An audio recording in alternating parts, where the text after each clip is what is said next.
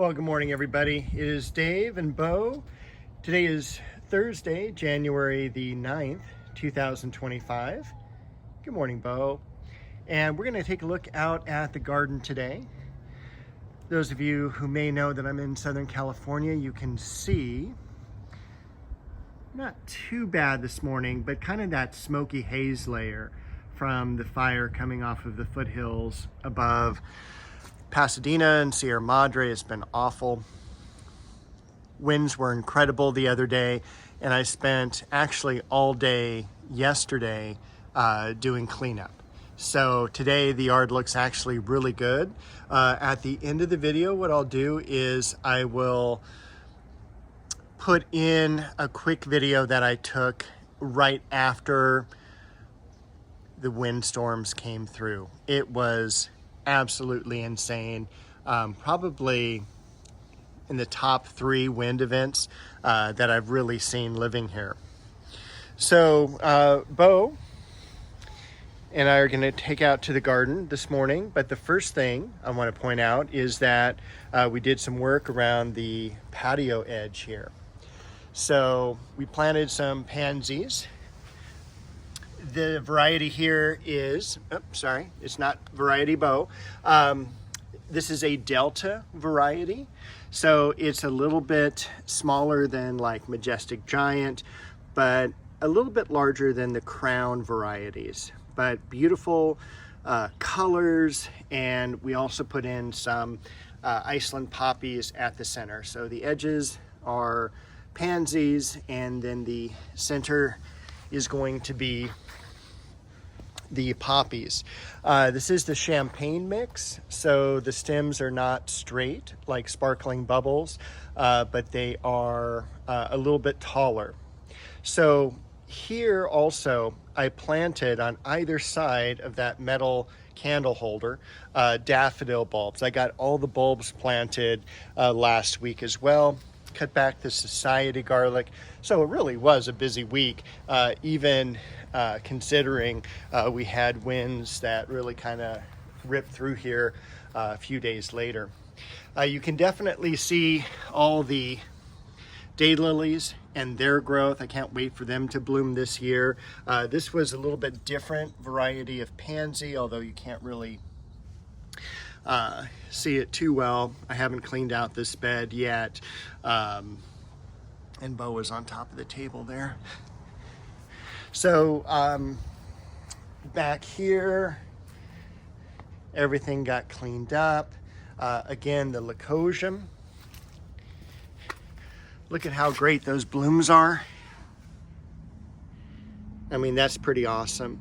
And again, probably one of the easiest to grow bulbs, naturalizes, really a lot of fun. I have yet to see the Pieris bloom, and I bought this in bloom a couple of years ago. You can see it budded up. It's grown, does fantastic, but just the blooms don't open, and I don't know why. So a very difficult plant for me so far.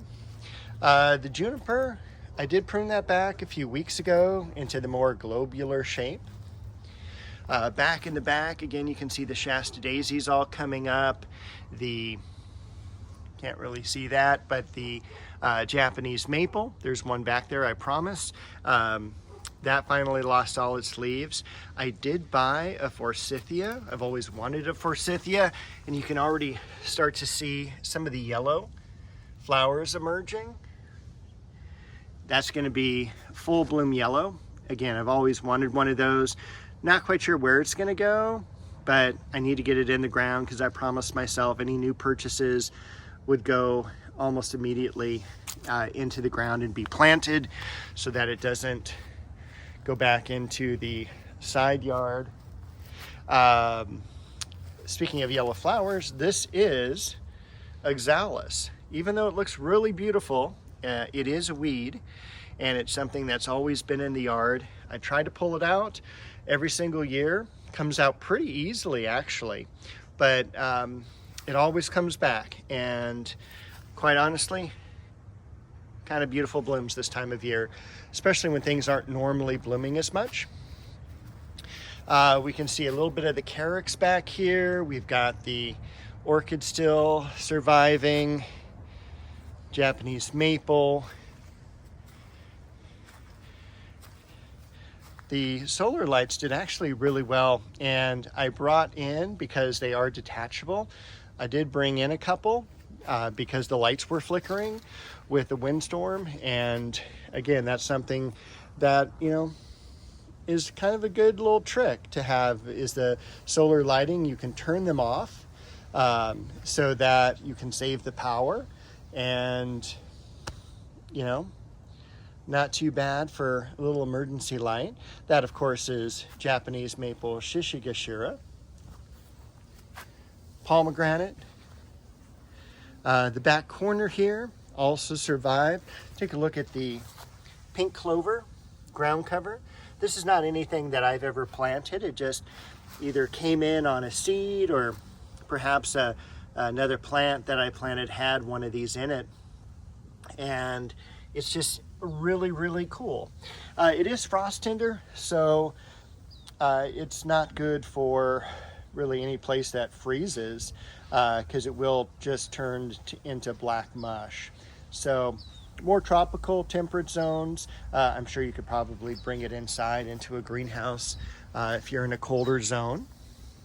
Japanese maple. Looking forward to the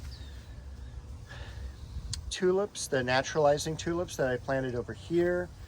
Over here, I planted the pushkinias, and those are kind of like the scillas, but they're a little bit smaller bulb. Another Japanese maple, and the Chinese Fringe Tree in the back. Heliotropium, a little white bloom in the background. That survived, which is great. Already about 18, 19 days past the winter solstice, so we have a lot more light during the day, which is great. Sunset's right around 5 p.m. This garden over here, I did water everything yesterday just because the winds dried everything out, and that is one of the things that really stunk in the nursery business, is that, you know, rain is okay because, you know, it might kill your business for a day or two, but it doesn't really damage the plants. Wind knocks plants over, it damages them, it causes all sorts of problems, and it dries everything out. So everything needs to be watered, and so it's just a little bit more, it's a lot more destructive. I did come back in here the other day, prune back nearly all the roses and all those dead Shasta daisy blossoms. So I don't even think I did that last year. So this is kind of a little bit more getting into the flower beds. I really need to get rid of all this, all the dead weeds that are still here. I want to make it look definitely a lot more like this here that I've been working on. And this looks fantastic, but again, it just takes so long, and there's still quite a lot to do, but it will get there, I promise. The plum tree, I restaked the area where the lily bulbs were. I think I showed you that last week. Over here, not a lot has happened. I need to prune back the kufia so that they grow out again.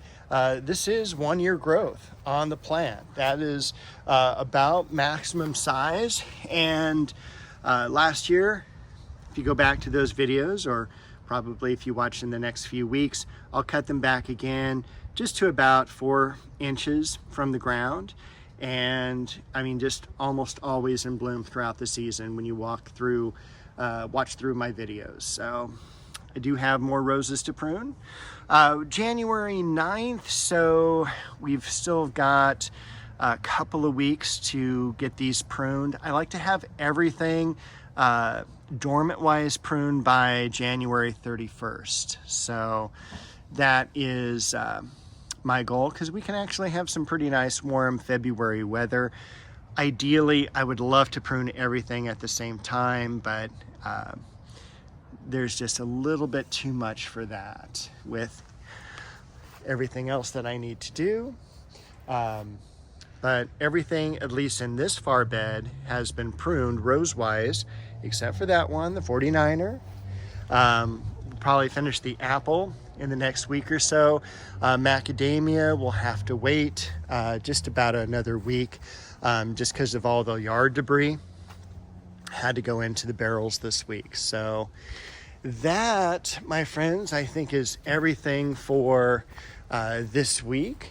And I will pop in another video to end of me walking around with all the destruction. So Bo and I wish you a very happy week. Hey, good morning everybody, it's Dave. Bo is still asleep. She's actually under the covers inside. She hasn't gotten up yet. If you watch the news, we've had major windstorms blow through Southern California. And I even had to stake the fence a couple times, a couple different places for yesterday, because I didn't think the fence was going to last. It was going to blow down. There were trees that I've never seen move so much. It was pretty devastating. Luckily, I'm not in a fire zone about 15 miles away.